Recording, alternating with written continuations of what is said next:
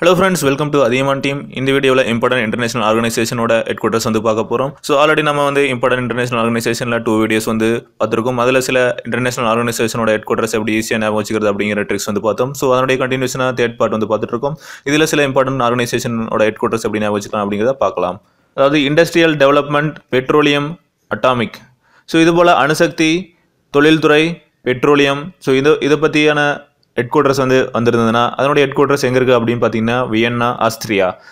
இந்த Vienna, Austria எங்க இருக்கு அப்படின்னு பார்த்தீங்கன்னா ஐரோப்பிய கண்டத்தில் இருக்கக்கூடிய நாடு.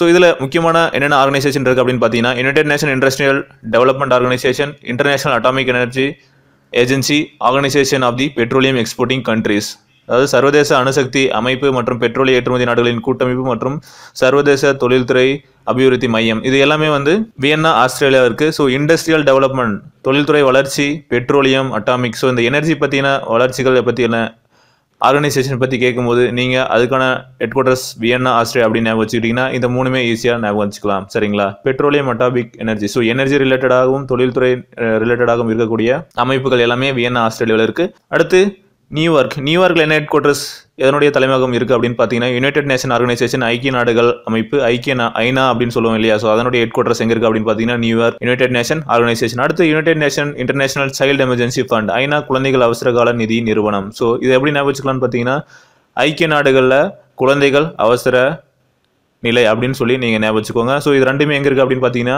நியூயார்க்கில் இருக்குது. அதனால் ஐக்கிய நாடுகளில் குழந்தைகள் அவசர நிலை அப்படிங்கிறது வந்து நியூயார்க்கில் ஐக்கிய நாடுகள் குழந்தைகள் அவசர நிலை அப்படிங்கிற மாதிரி ஞாபகம் வச்சுக்கிட்டீங்கனாலும் போதும்.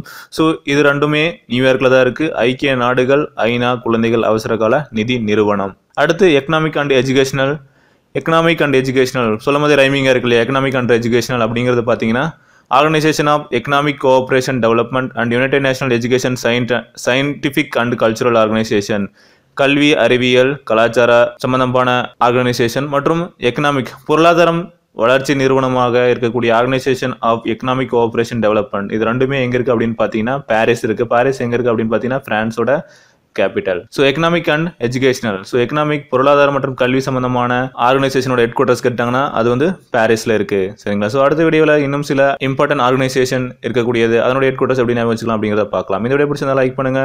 அதிகமாக டிவி சப்ஸ்கிரைப் பண்ணலன்னா சப்ஸ்கிரைப் பண்ணிக்கோங்க. நன்றி, வணக்கம்.